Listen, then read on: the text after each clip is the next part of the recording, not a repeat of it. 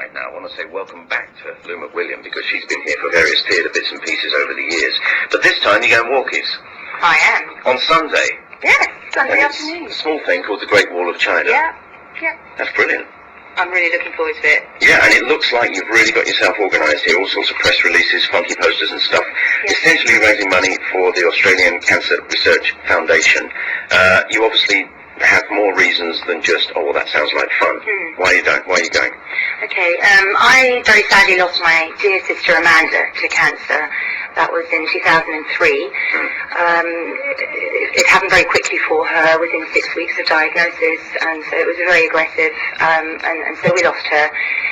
And so ever since, I've wanted to do some fundraising for cancer research and help raise awareness about, how we can, prevent and, how we can detect early on. So I've been working on that for a couple of years, and I came across this event, which is organised by a company based in Sydney. They're called Inspired Adventures, and they do all sorts of trips like this, and this is just one of 20, and each particular trip is raising funds for a particular charity. So for this one, there's 21 of us going on the walk, and we're all raising money for the Australian Cancer Research Foundation. So we're all going off doing our own bits. I'm doing my effort here in Hong Kong. I'm the only one outside of Australia doing this. Okay. It's funny, people talk about raising awareness when it comes to cancer. This is just such an undiscriminating disease. It's just like the eternal enigma. Is there any feeling from people you've talked to that one day it may not be? You know what I mean? Yeah. There is a lot of hope. And actually, the reason I chose to work for the Australian Cancer Research Foundation, not that all the other organisations aren't doing a fantastic job, but they are very progressive, and they really encourage their cancer researchers to think outside the box. And they've had some breakthroughs. They were behind the vaccine for cervical cancer, which has improved survivorship rates by up to 70%, which is amazing. So that came from Australia, and that's a global breakthrough. So they're really spearheading good research. It's horrible when you've had to live through something like this with a family member. But it might sound a bit cold, but do you think you would have done this if it wasn't for the fact that you had a family member? We are all human, after all. No. I know, it's weird, isn't it? I've come up a huge learning curve, and I had no idea about cancer and how it affects families. Yeah. It's really tough, on people and families, and those who are left behind also, apart from the pain that people go through. This is a way of dealing with it, though. It is. I mean, this is actually therapy for me. You just try and soldier on and deal with it in your own way. But since I've been working on this project, I only signed up in May. Right. And it's been good for me. I've been able to sort of get some closure, perhaps, and just really accept. You talk about the stages of grief. So I'm sort of, for me personally, it's kind of almost there, and this is really helping. And, it's been a tremendous project to work on. See, grief is something that leaves us scratching our heads. What is it? Is it that we will never see that person again? I wonder. I'm just rhetorical. Is it that we won't see that person ever again? Is it really that we're feeling sad for ourselves? And is it perhaps that we should think of the person? I don't know, all these things. But at least what you're doing isn't just not wallowing. It's not just counselling in this. You're actually doing something positive that will benefit other people. Yeah. See what I'm getting at? Yeah. If you sit with a counsellor, where do you go? Yeah, exactly. Not very far, really. Exactly. And all the other 20 people that I'm going with, I've never met them. I mean, they're complete strangers. So we're all coming together, meeting for the first time on Sunday. Yeah. And so for us, I think it'll be great. We'll be like-minded. We've all gone through similar experiences. Sure, yeah. I have never been to the Great Wall. I've been near, but I've never been to it. And you've got some pictures here. I didn't realise some of it was almost vertical. It is.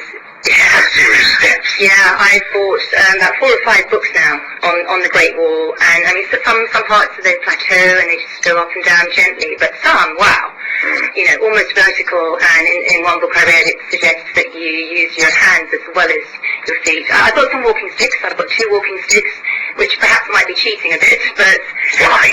Why not cheating? Exactly. I've been told that having walking sticks reduces the strain on your legs by up to 40%. So I think that's a good thing for the knees. What about shoes? I have some hiking boots here, which I'm wearing now. I'm wearing them. Picked it up, yeah.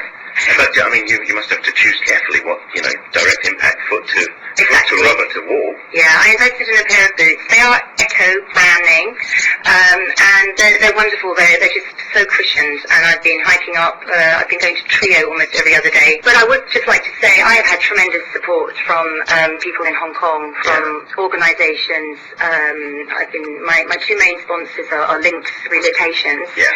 Thank you, Patrick, and thank you, Lucy, and also Commonwealth Bank.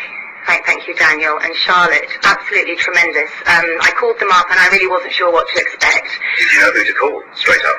Well, no. I phoned up Links Relocations because they were sponsoring an event which was being organised by the Australian Association, and I thought, okay, Australian Connection. They were my first call because they had a big event last Sunday, and I thought it would be fantastic if I could get them on board in time for that. But also the Australian community here, particularly the Australian Association, tremendous. They're allowing this to go in as a loose insert in the October issue. Yeah, this is the ad. She's the sort of flyer you've got here. That's There's right. a picture of you on it. Yeah, it's a bit of a shame that I couldn't think of anything else to put on. Why not? Yeah.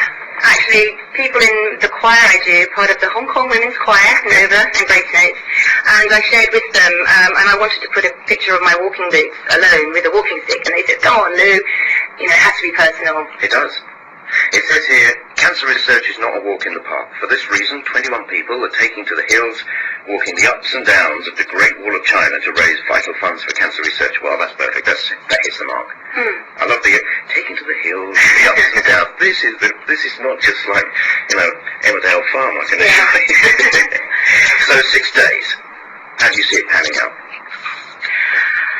It's going to be tough. I think so. Day one, I believe day one is the toughest. We start at Chugongyuan, and apparently that is one of the toughest stretches, very, very steep.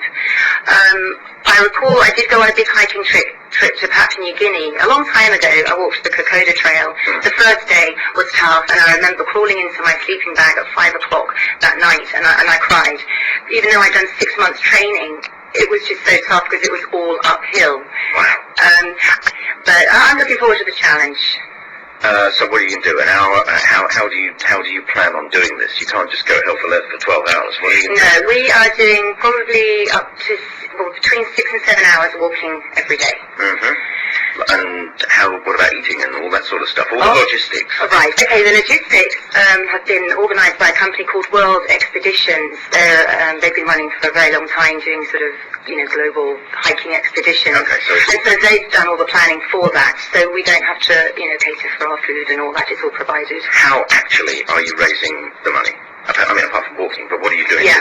Okay, well, I've been asking my friends. Haven't actually asked them because I feel a bit shy to do that, but I have shared with them the fact that I'm doing this, and I've had brilliant support because, of course, my close friends were with me when I lost my sister, so they know how special this project is to me. So they've been tremendous.